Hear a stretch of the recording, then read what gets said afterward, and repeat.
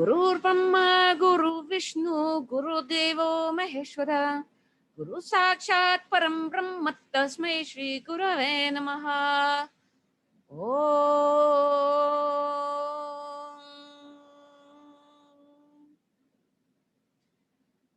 Yoga is probably one of the most famous words in the world that crosses all language barriers.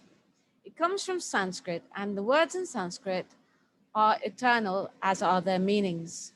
And it means Yujang Samado, Yujir Yoge.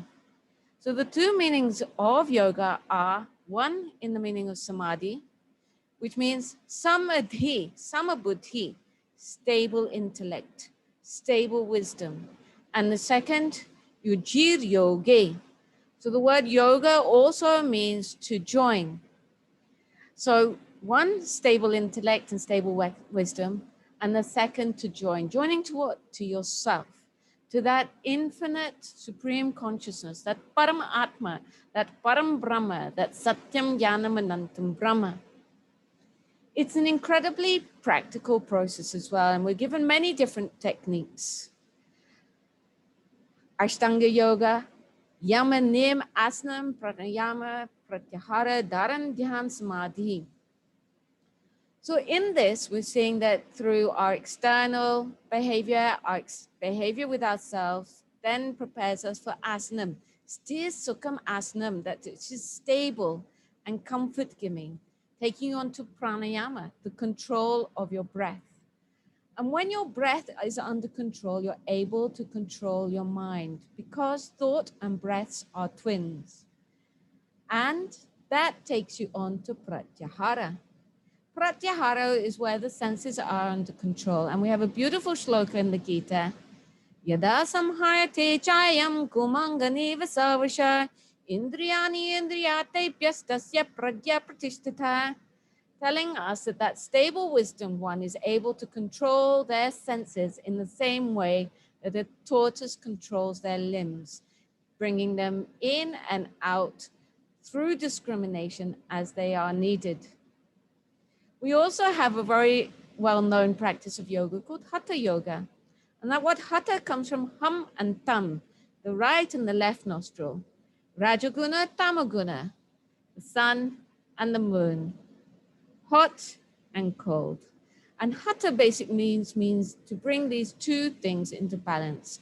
And when these two breaths, the pran and the apan, are in balance, it's a state called Hatha, which basically takes us into meditation.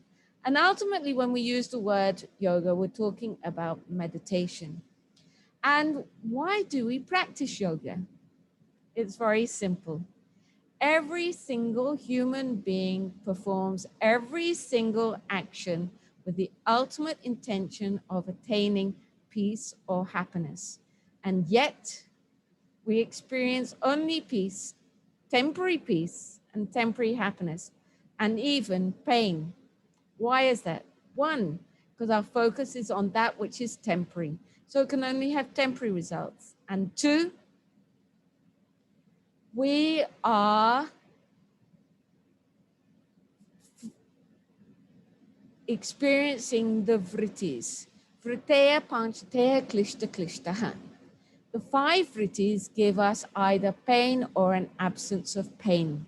And the vrittis are praman, vipareyo, vikalpa, nidra, smritya, which means proof, opposite knowledge, indecisiveness, sleep, and memory. So whenever we're engaged with these vrittis, they're going to give us pain or an absence of pain.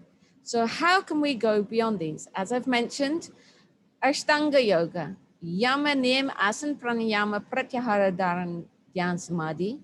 Hatha Yoga is there in the practice of asana and pranayama, which leads to Pratyahara, enabling us to also practice Dharana, Dhyan, and Samadhi, the meditation.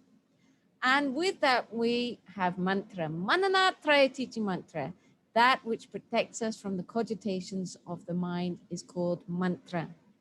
So when we have a mantra, for example, Om, which is in the Samveda described as an Udgit Shabda, which takes us from lower to higher. It's a naturally uplifting sound, whether we're talking about the physical body, the subtle body, or the causal body. So this will take us from lower to higher, from darkness to light, as we say, Asato Sadagamaya, Tamaso Majoti Gamaya, Mrityo Amritam Gamaya. Om.